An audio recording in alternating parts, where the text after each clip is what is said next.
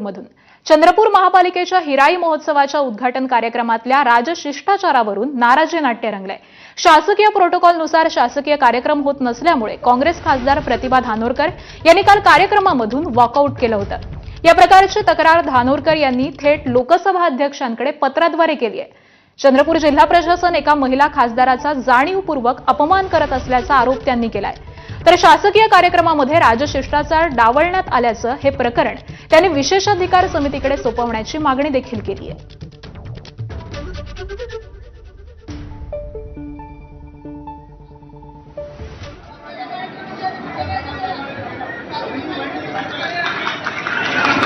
छत्रपती संभाजी महाराज की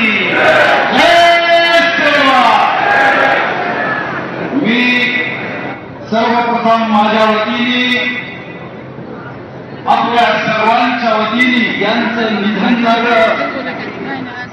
मुलगा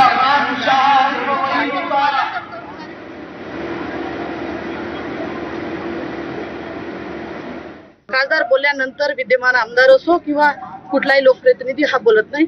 खासदाराच्या नंतर फक्त पालकमंत्री बोलतात।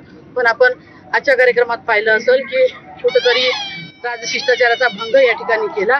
माजी मंत्री आदरणीय सुधीर भाऊ या ठिकाणी जेव्हा मंचावरती आले, त्यांच्यासोबत भाजपाचे जे कार्यकर्ते आले, जे नगरसेवक देखील नव्हते, अशा सगळ्या कार्यकर्त्याचं स्वागत या कार्यक्रमात करण्यात आलं। शासकीय कार्यक्रमात हा कार्यक्रम हा शासनाचा आदिवासी विभागाचा होता। हा कार्यक्रम काही भाजपाचा किंवा भाजपानं आयोजित केलेला नव्हता, तरी पण राजशिष्टाचाराचं पालन या कार्यक्रमात झालं नाही। त्याच्यामुळे आजच्या या कार्यक्रमावरती आम्ही बहिष्कार टाकून या ठिकाणी आम्ही वॉकआउट केलं। तर या हिराई महोत्सवामध्ये नेमकं काय घडलेलं होतं जाणून घेऊयात। खासदार प्रतिभा धानोरकरांनंतर सुधीर मुनगंटीवार यांचं भाषण सुरू झालं, त्यामुळे खासदार धानोरकर या संतापल्या। मनपाच्या कार्यक्रमामध्ये भाजप कार्यकर्त्यांचे सत्कार सोहळे रंगले।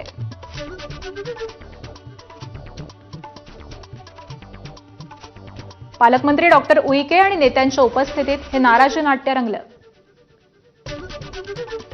नाराज खासदार धानोरकर यांचे जिल्हा मनपा प्रशासनाला खडे बोल।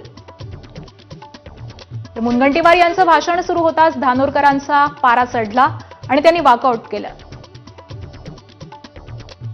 खासदारांच्या भाषणानंतर केवळ कॅबिनेट मंत्रीच बोलू शकतात, मात्र आमदारांच्या भाषणामुळे धानोरकरांचा संताप अनावर झाला। तर त्यांच्या तक्रारीवरती आता लोकसभा अध्यक्ष काय भूमिका घेतात ते 1 महिन्याने कळेल, असा टोला मुनगंटीवार यांनी मारलाय। लोकसभा अध्यक्ष पाहतील, तर तुम्ही 1 महिन्याने लोकसभा अध्यक्षांनी काय केलं ते विचारा।